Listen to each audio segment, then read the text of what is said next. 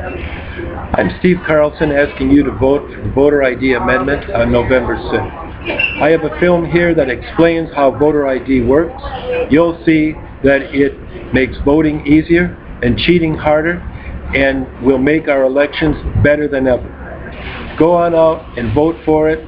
We'll keep same-day registration. We'll get provisional ballots, and we will distribute these cards to those who need them free of charge. I urge each and every one of you to get one, and I hope that you'll come out and vote for me on November 6th for the U.S. House of Representatives, Congressional District 4. Thank you. So next we will have John Rowland will talk about voter ID. Please welcome John.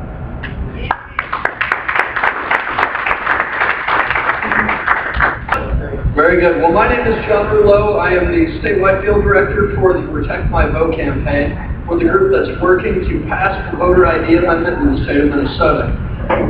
Most people don't know that Minnesota leads the nation in convictions for voter fraud. That comes from the fact that we have a very lax identity and eligibility verification process that occurs in our state. In fact, if you register on election day currently, you're not verified to ensure that everybody who cast that ballot cast one ballot and was eligible to vote. So that happens about 6 months after all of our election results have been counted already and people have been sworn into office in many cases. Now, a system like that doesn't lead to high levels of confidence in an election. Because of that, the state of Minnesota, the legislature, put on the ballot this year that we will have a yes or no question in front of us. The question is, shall the Minnesota Constitution be amended to require all voters to show a photo ID in order to vote, and should the state be required to provide an ID at no cost? Now, that's pretty simple. Anytime that we go to do something that we think should be protected, something that's important, we go to the bank, we show our ID, or we establish that that's our money that we're going to get. Anytime that there's a requirement on being eligible to buy something, tobacco products or alcohol, we have to show an ID, because it's the easiest way to make sure that everybody who goes in is of legal age and fits the requirements that you have to be able to meet in order to go and participate in. So the amendment would require all voters who vote in person to show a government-issued ID. Now, you'll hear a lot of scary things from people who oppose the amendment about how many people don't have that ID. What happens is they use the most narrow possible idea of what that ID is. Now, the proposed amendment says nothing about address. It says nothing about a state-issued ID. It's any government-issued photo ID. That's what establishes your identity. Now, it just makes sense that we would verify that we are who that we say we are. I mean, that's not very complicated. And the state will provide that ID at no charge. They'll tell you that for our seniors, if they don't have an ID, they'll have to go and track down that original document in order to go get their ID. We know that that's not true because they just put up a new ad featuring a senior citizen. She got interviewed by Minnesota Public Radio. And what they found is that she had no way to go get original documents because she was born before 1930 in a small county in Texas. Sure enough, she has a valid ID and she just renewed her driver's license. So this thing that's supposed to be so difficult, so impossible, they're putting up ads against voter ID with people who have seemingly done the impossible. That's because it's not that hard to go and get an ID. People have worked very, very hard for the right to vote. People have worked very hard to have that full voice in our democracy. Now that's something that deserves protection, and this is the easiest way to do it. Showing an ID makes sense. It will make voting very easy, but it'll make cheating very hard. The amendment also requires the implementation of something that exists in 44 other states. It's called provisional balloting. Now this is actually a requirement that the federal government has passed under the Help America Vote Act.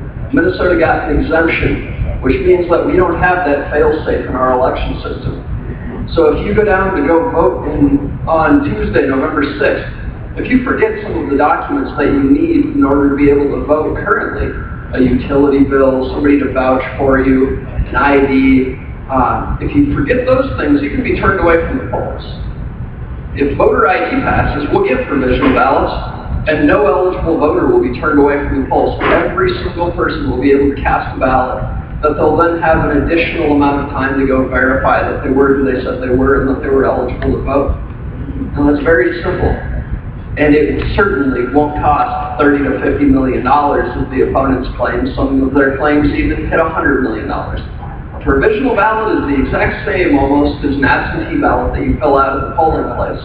It's printed on a different color and it goes into a sealed envelope, and you wait until you go in after the election, you verify that you were who you said you were, you verify that you were eligible to vote, and it gets counted along with the rest.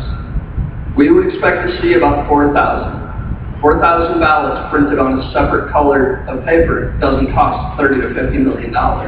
If you look at the opponents' arguments, they don't make sense.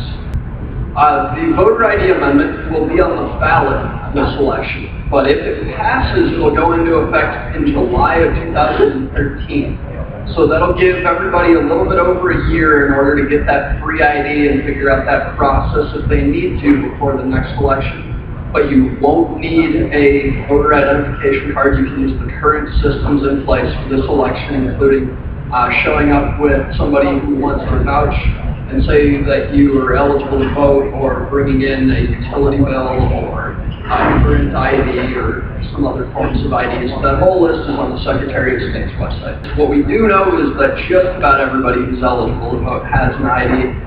Very few people in other states where this is passed have had to go get that free ID, because we do need an ID for so much. We need an ID to go to the doctor, to go to the bank, to buy alcohol, to buy tobacco, to buy a firearm. Just about everything that you do. So what we know is that most people have IDs, so it really, most people carry it with them when they go to the polling place. And then for the people who don't have IDs, there is a separate process that will be in place for absentee ballots. It doesn't require you to show an ID when you're casting an absentee ballot. So same-day registration will still be in place. You'll just show your ID when you do it. Absentee balloting will still be in place. It'll just verify your identity and eligibility in a similar way. We still have same-day registration. You just got to find your voting station, then vote in the morning or vote in the night. Just vote to set your nation right. Vote for change. From every land we come,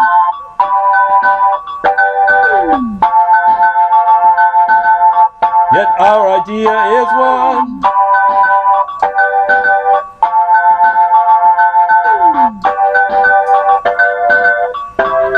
To join our family,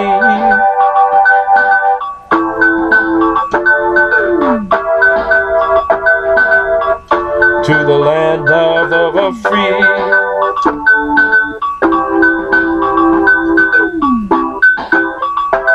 You can change your world, you can change your world. You don't have to right all wrongs in history. You can build a new world of your destiny. You can change your world.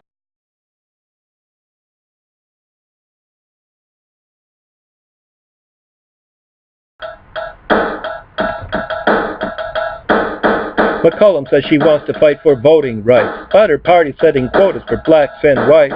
She says she's representing all of Minnesota, but she really represents a Democrat quota. Up here we've always talked about integration, but today we're spreading quotas all across the nation. So instead of an intelligent conversation, the Democrats use cynical manipulation. Make it count.